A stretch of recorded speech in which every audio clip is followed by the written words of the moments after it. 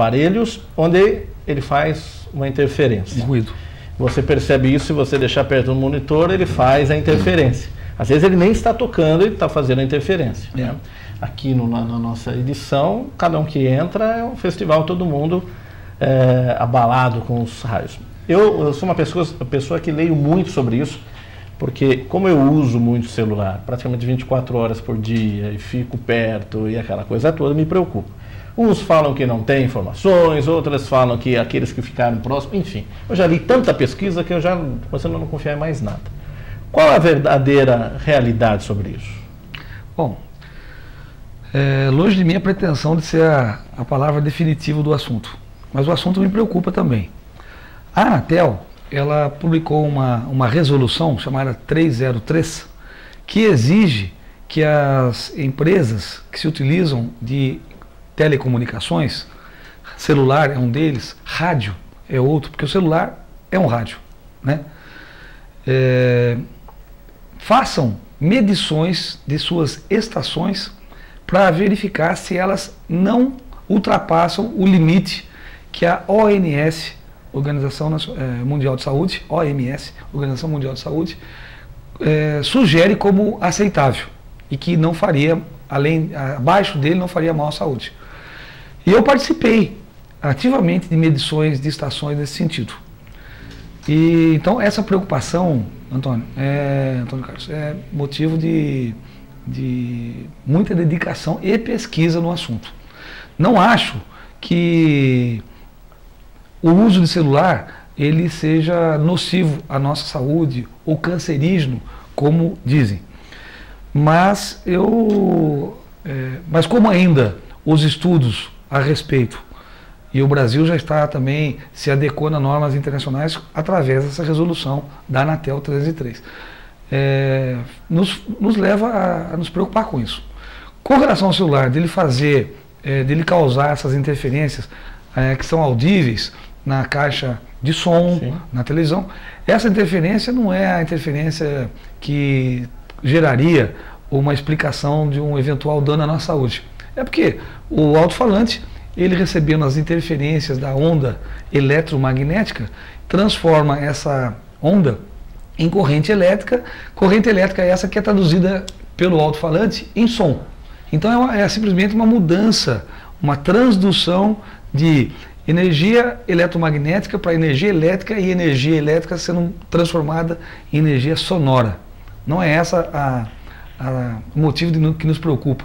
É o quanto radiações iguais captadas pelos nossos nervos podem gerar também prejuízo à nossa saúde. Os estudos avançam, mas até o presente momento dão conta que essas radiações não são prejudiciais. Recomendação: prudência e caldo de galinha não faz mal para ninguém. Né? Eu acho que o uso criterioso e parcimonioso é prudente. Né? Até o presente momento não há nenhuma informação que isso seja danoso. Mas eu já li também que café fazia mal à saúde. Anos depois, eu li que fazia bem.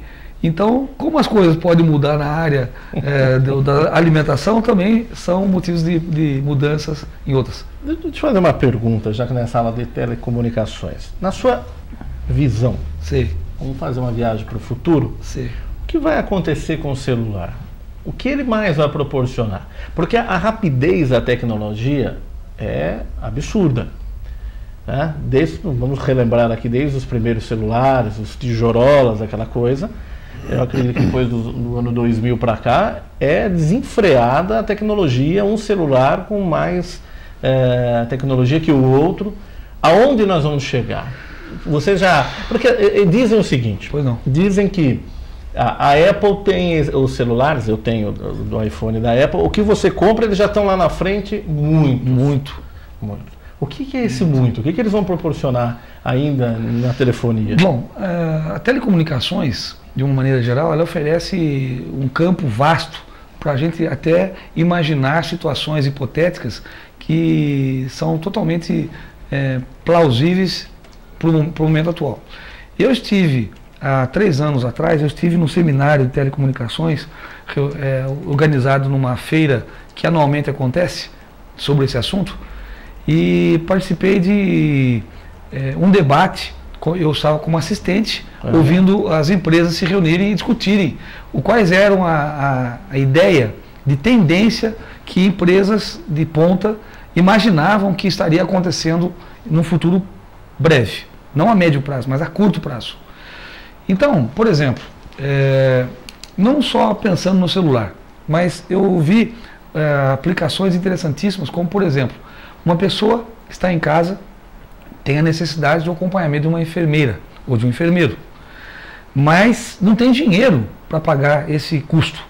Então o que ela passa? Ela passa a ser monitorada por uma pulseira que se comunica via satélite com um centro, com um hospital. O hospital então aluga essa pulseira e à distância monitora o que com essa pulseira? Os batimentos cardíacos, o índice de glicose, tá certo? A pressão arterial, de maneira que qualquer alteração nesse quadro já diagnostica que a pessoa está precisando de ajuda, de socorro, se desloca àquela residência uma equipe de UTI, ou se for menos grave, uma enfermeira para fazer um pronto atendimento. Com isso, o que aconteceu? Os custos diminuem para o paciente e a qualidade do monitoramento é em tempo integral. Outra coisa interessante, a pessoa está andando com o carro, chega numa via desconhecida e ela é avisada pelo carro, eletrônica embarcada, que o combustível está acabando. Aonde que se localiza o posto de gasolina mais próximo? Através de um GPS, que é uma coisa que já temos à nossa disposição, já localiza o posto de gasolina. Quando ele chega no posto de gasolina, o posto já está avisado que esse carro está se dirigindo ao posto e pode até mesmo não chegar ao posto. Então, caso ele não chegue, o posto de gasolina vai atrás do carro em busca de um socorro. Maravilha, hein? Em termos de celular, que eu acho que é uma evolução bem plausível. Hoje nós temos número de celular, número de CPF, número de RG, não é verdade? Número de carteira, no seu caso, o seu psicólogo, o seu caso é jornalista, não é? Você deve ter uma carteira do seu órgão representativo de classe, eu tenho um número do meu, que é o CREA, é número, senhas e etc e tal. É uma infinidade. Uma coisa que é bem possível, como o celular é o elemento que mais nos localiza rapidamente onde estivermos, é que esses números tendam a uma uniformização, uma unificação, e deixem de existir tantos números e passe talvez a ter o nosso número celular, o nosso documento personalizado. Você está falando de tecnologia. Recentemente comprei para o meu filho o Kinect, que é aquele joguinho agora, que fica na frente da televisão, não tem controle, não tem nada. Estou falando aqui, né? Não tem nada e você joga pelos movimentos do sensor que ele escaneia. Eu achei aquilo incrivelmente, é lógico que é um jogo, você é do tempo do telejogo ainda, mas você fez a piada da Eva, eu tenho que fazer para você. Pac-Man. Agora, ele escaneia a sua sala, escaneia você, te joga na tela da televisão e você joga. Isso. É lógico que é uma alta tecnologia isso. Aí eu fiquei pensando, onde é que nós vamos chegar? Quer dizer, se só pelo movimento eu não tenho nada no meu corpo, nem um não fio, tenho nada e eu consigo jogar, é verdade. Impressionante. E o interessante disso também, não sei se estamos falando da mesma coisa, sim, mas esteve no Brasil, no mês passado, um brasileiro que trabalha numa companhia desenvolvedora de foi equipamentos. Ele mesmo que fez. Ele fez o projeto Natal, da cidade Natal, tá ele vendo? mesmo. É dele mesmo? É ele. E legal. Que é do Xbox, né? Bacana, né? Fez. E é exatamente esse aparelho, é um brasileiro. É impressionante, isso com certeza vai tomar conta do mercado em breve. E isso traz uma pergunta que me foi feita nos bastidores pelo Antônio, é que a capacidade que o Brasil tem hoje de estar repatriando os seus profissionais que um dia saíram do Brasil atrás de melhores salários, melhores oportunidades de emprego, até porque aqui nós tínhamos pouca oportunidade de emprego, já que estavam com um índice de desemprego muito elevado, né? E agora, com a crise que está acontecendo nos Estados Unidos e na Europa, né, da onde eu acabei de chegar no meio do ano, e pude constatar isso com os meus olhos, né? Eu acho que esses profissionais que estão trabalhando fora, vários deles terão condições de estarem retornando ao Brasil. por causa da tecnologia, por causa do ambiente. Com certeza, e lugar de brasileiro é no Brasil mesmo, né? Desenvolvendo aqui, trabalhando aqui e ficando por aqui, sem precisar ter que sair para ganhar mais. É um sonho isso. Mas, professor, é um grande sonho. Professor, o jornal Le Monde de Paris, ele diz que as desigualdades na educação são o calcanhar de Aquiles aqui do nosso país. O que o senhor tem a dizer? Existem essas desigualdades? Existem vários Brasis dentro de um Brasil? Sem dúvida nenhuma. Essa pergunta tem que ser setorizada. Se nós formos olhar para as regiões mais desenvolvidas do Brasil, eu discordo da afirmação. Existem sim desníveis, mas eles não são tão grandes como se nós olharmos para os estados mais pobres do Brasil, da federação, né? Mais para o norte e nordeste, né? Onde até salas de aula ainda são objeto de sonhos. Alunos tendo aula embaixo de árvores, né?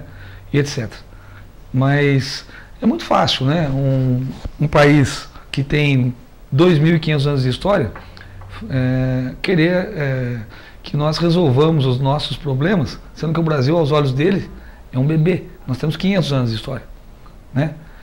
Nesse passeio que eu fiz no meio do ano, tudo que nós vimos que era o mais interessante, cada vez, quanto mais interessante era, quanto mais velho fosse. E tudo na faixa de 2.000, 2.500, 1.500 anos de idade. Ou seja, 3 vezes mais do que a idade do nosso próprio país. Então, para a gente atingir, e outra coisa, o Brasil, todos sabemos, tem uma dimensão continental. Já os países europeus, na sua grande maioria, têm tamanhos dos nossos estados. Lógico que a realidade deles é diferente da nossa, né? Não concordo muito com a frase de uma maneira geral. Se nós setorizarmos, talvez. O Luciano passou rápido esse bloco também, só para não ficar pendente a pergunta sobre esta parceria com a Universidade de Barcelona. Essa parceria é um trabalho que nós devemos reconhecer de um professor que nós temos, o professor Écio.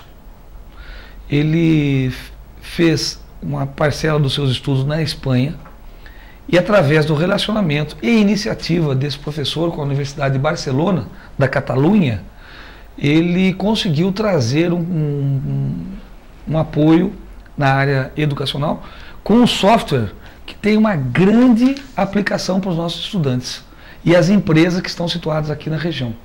Ele consta de uma ferramenta poderosíssima, capaz de corrigir pequenas deformações nos moldes industriais. E essas correções podem trazer economias substanciais para o empresário. Então, meu caro amigo empresário que está nos ouvindo, procure o Instituto Federal, nos procure, que nós podemos, ainda que a sua ferramenta, que o seu molde seja bom, seja eficiente, tenho certeza que nós podemos melhorá-lo. Nos procure lá que a economia vai ser interessante, ganha com isso a sua empresa, ganha com isso a nossa instituição, porque nós temos que prestar serviço à comunidade, e ganha os alunos que podem fazer parte desse trabalho. Passou rápido. Muito rápido. Falei, né? Quando eu falei que era 1h30, Luciano, meu Deus, 1h30, né? Será que tem muita, né? O professor também facilita. Luciano, obrigado por ter vindo ao programa Coletivo de Imprensa. Lógico que são tantos os assuntos que nós tivemos aqui que, dando, como diz no jargão da televisão, uma limada aqui para que pudéssemos falar um pouquinho de tudo, mas não vão faltar aí mais ideias e troca de pensamentos aí, né? Bacana. Obrigado por ter vindo aí. Eu achei que foi muito interessante da minha parte. Pudemos falar um pouquinho sobre telecomunicações, pudemos falar um pouquinho sobre raios, pudemos falar muito sobre as oportunidades oferecidas pelo Instituto Federal aqui à região. Eu acho que pudemos esclarecer também aos ouvintes sobre esses assuntos. Abordamos também outros assuntos de maneira mais rápida ainda, e eu espero que o ouvinte tenha se interessado pelo que nós conversamos aqui. Agradeço muito a qualidade da entrevista. Ótimo, a gente que agradece, voltará mais vezes ainda para a gente falar bastante